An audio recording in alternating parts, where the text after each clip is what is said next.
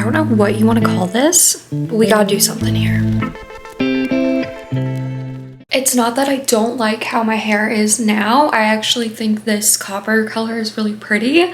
It just doesn't feel like me. My red hair has been so iconic for me in the past 2 years, but it's not who I am deep down.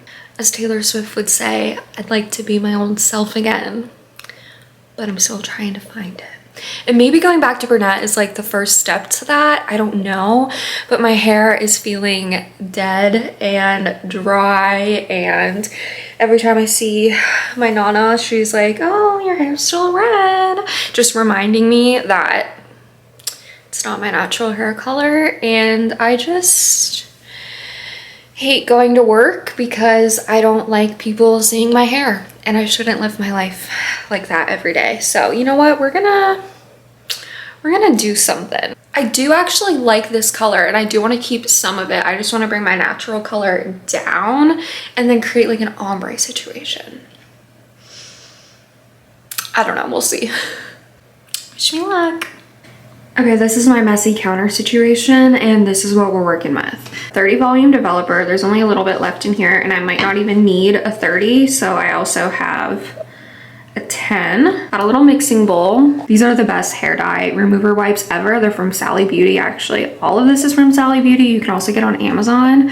So everything is linked below. I have a couple different like little mixing bowls. This is a little shot that helps like protect your hair that you mix in with your developer and hair dye. This is After Color Sealer, which is actually the same as this. And this goes on after I shampoo the hair dye out of my hair. More gloves. And then this is the magical formula that we're going to try today. So, plan is to put a level 3 at the roots, which is very dark, and this will blend down into a level 5. I feel like this will definitely make my hair darker back to the natural color that I'm used to. I'm gonna keep some of my red hair in the middle here, blend it in with the 5, and then I might even add in little tiny highlights of level 8 at the tips if I want to bring in like some blonde to like really have, you know, all the colors in my ombre situation. This is a maybe. I feel like this might destroy my hair if I add this in, but who knows.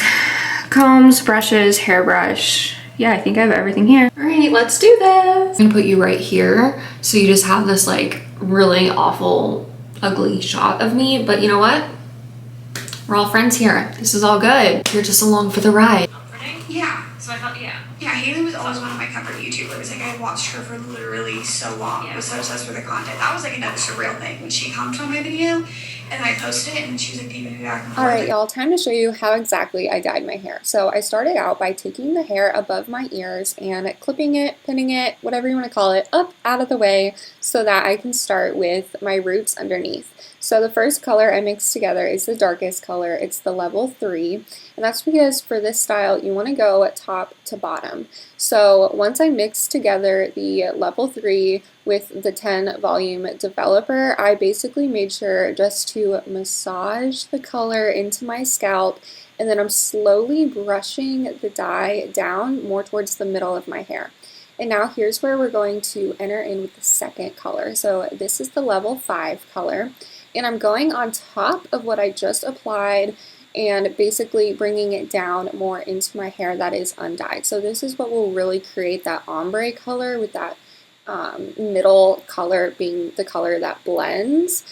And the hardest part here is making sure that you like the shape of your ombre. So basically, when you have all your hair behind you, what will it look like? And you can kind of tell this by using 2 mirrors to see the back of your head. And I tried to go for a V shape in the back, so that way it's not a weird straight line all the way across. And once I used a comb to blend in the first 2 colors, I'm now going in with a little bit of the blonde and just putting it at my tips, although this color didn't really come out because everything washed down when I rinsed it out, but here's how it turned out. I'm Brunette again. I love it. Okay, look.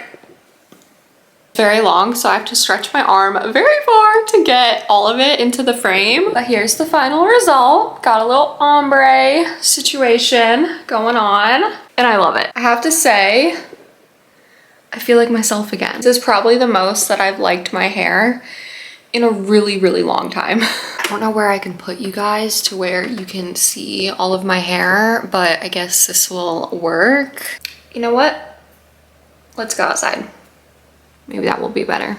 Okay, welcome to outside and to Lilu. If you haven't met Lilu, this is my new Frenchie bulldog. He's always on my lap. I don't know if this is any better for you to see my hair because my hair is so long. See that it has tones of purple at the top, and it's definitely not just like your normal chocolate brown up here. Like there's a lot of like purpley reds in here, but I think it makes it really unique and I personally love it. So we kept the color at the bottom just a little bit and let everything kind of blend downwards, and I just feel like myself again and I still feel unique. So I love my hair color. I think I'm going to keep this for a while, and I don't know what's gonna be next after this, but I'm happy to keep some of the red in here, add a little bit of purple, have my roots blend in, and your girl's just feeling good.